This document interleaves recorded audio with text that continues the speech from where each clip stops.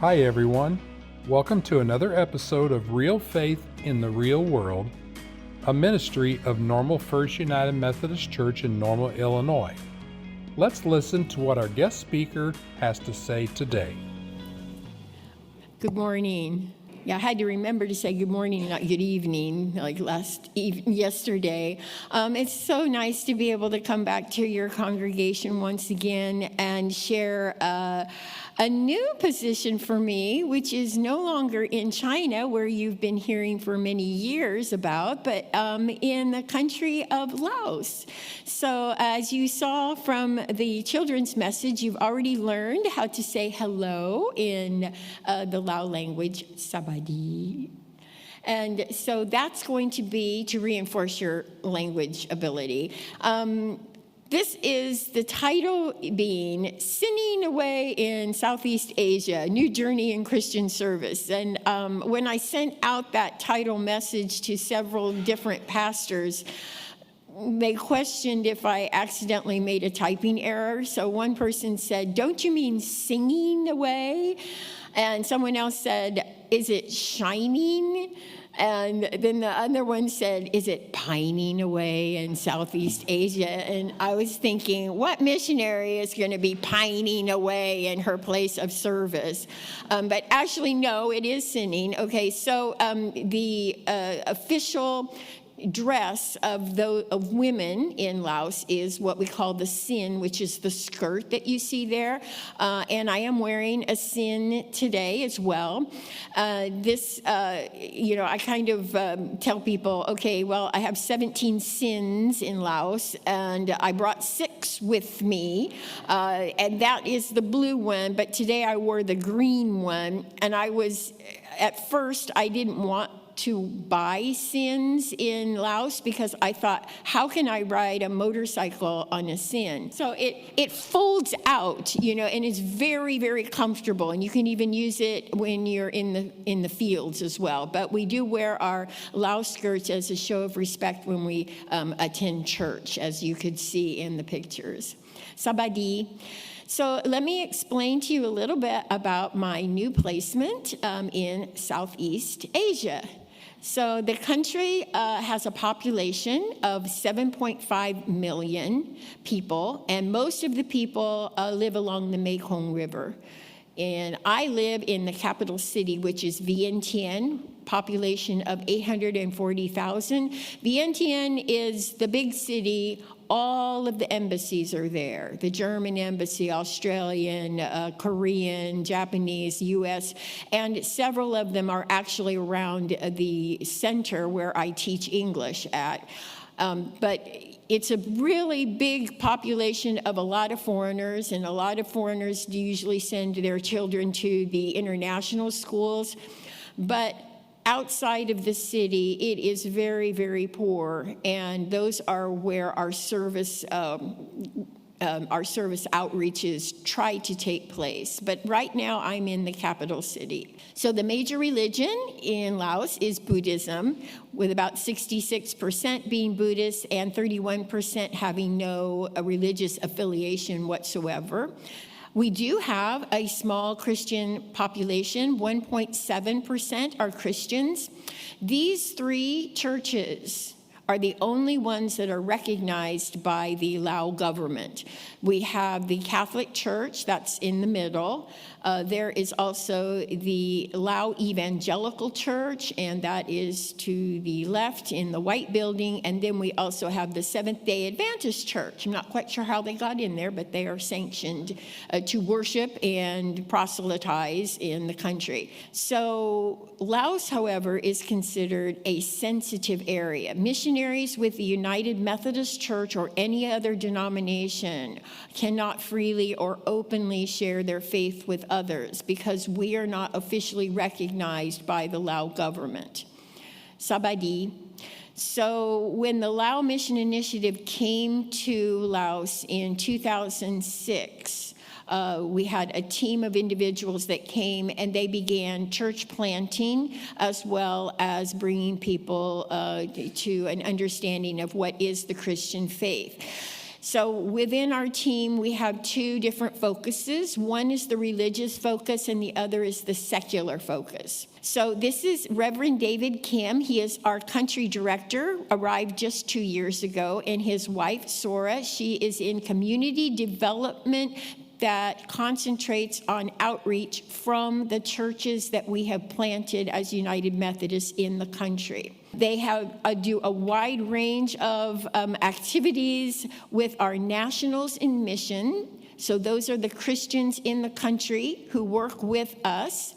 They have been able to do a great deal of church planting, Bible education, pastoral training, Christian women's leadership growth. We've had Sunday school curriculum and gospel sharing. And over the past 20 years, this is what has come out of the Lao Mission Initiative. We have 14 fully ordained pastors. We have 52 local pastors who usually have churches in their homes, so house churches. And then we have 14 church buildings that are registered with the government as community centers, not as churches, because we're not sanctioned to be a denomination that's working or that's doing outreach in Laos. However, if you look at that middle picture, which is my church, there's a cross on top. The government knows we're a church, obviously, but as long as you are not causing trouble, and as long as the Lao people are proselytizing among themselves, and as long as there's not any outreach that comes into the country that is official outreach, you can go ahead and have your church open, and you can have worship services.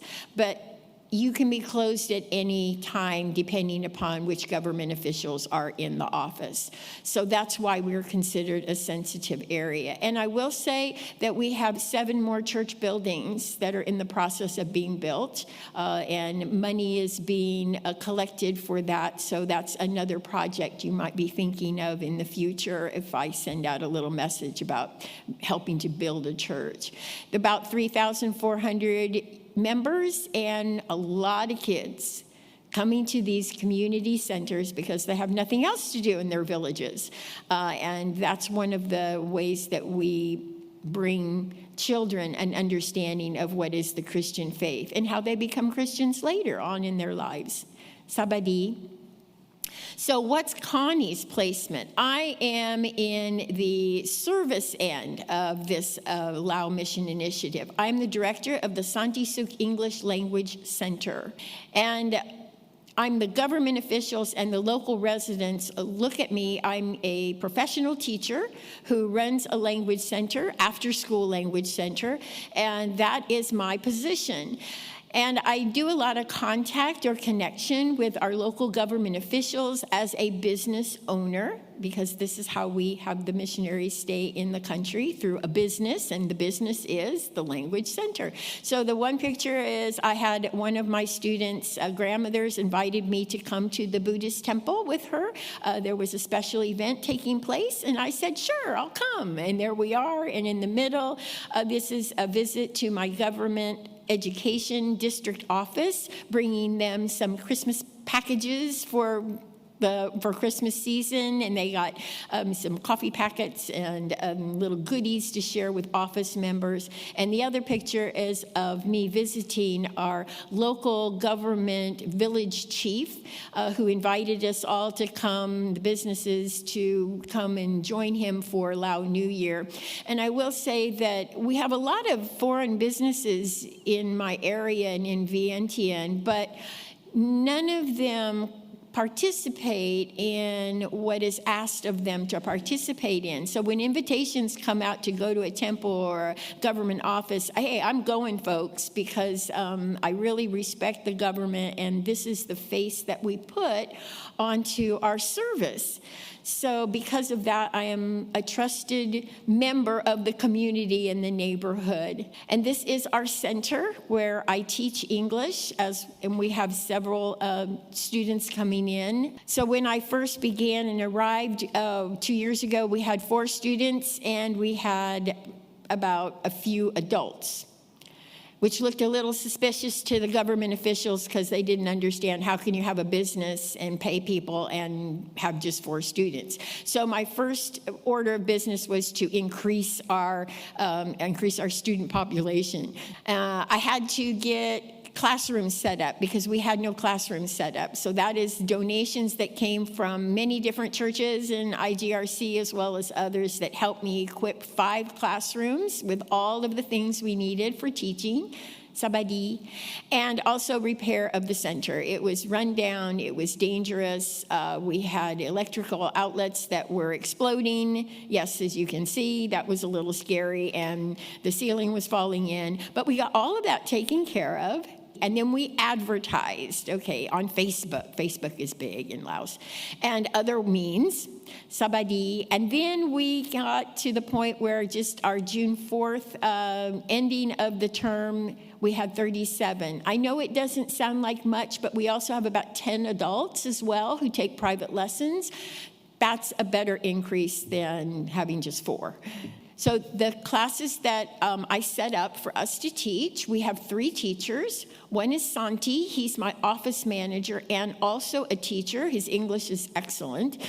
And we also have myself, and then the mission intern, who is Shalom. That's through the Global Mission Fellows Program, which the United Methodist Church sponsors. And he was a teacher for 2 years, and he just left. And I'm not going to get another replacement this year, unfortunately. So we're going to have to readjust how we do our fee-paying classes. The following are the low fee-paying classes we have. We have to charge something because I'm a business and I have to look legitimate. So we do charge a small fee. First of all, we have Santi. He does the ABC learners, the little kids who need to learn hello and goodbye and the sabadi that you just learned. And then we also have myself. I do level 1. They leave Santi, come to me. We had about 9 last term, I think. And then Shalom took the level 2 students. And then we also have junior high students, which are kind of my favorite. And Shalom teaches those, and I also teach these as well. So here I am with our junior high students. These are evening classes, by the way, after school. So sometimes it gets a little late. And then we have 2 free classes that are given to adults of 2 different levels. So this is my level, which is the lower level adults. And we do all kinds of things. For example, I have a list of questions that I give to them, and they prepare. What's the best gift you received? What's the worst gift you've received? Who's the oldest person you've ever met? And another one, what's the most expensive meal you've ever eaten? And I'd like to share with you that answer to that was by Teep, and she's in the black. So Teep told me that the expensive meal was that she got set up with a blind date, and the gentleman who took her out to eat at a very expensive restaurant. It ended up being like $100, which is just outrageous in Laos. She said it was the best meal she ever ate. And I said, well, did you go out with him again? And she said, no, only once. So unfortunately, he might have wasted his money, but she didn't think he wasted his money because she really enjoyed that meal, that she's never, ever going to be able to eat it ever again because the restaurant was too expensive. And then Shalom teaches the higher level, Lao adults, and these are the ones that work for the embassies. These are the ones that meet diplomats. These are the ones that are translators for anyone within the embassy that comes. And then when they go out to government offices and take their embassy representatives, they are the translators. So his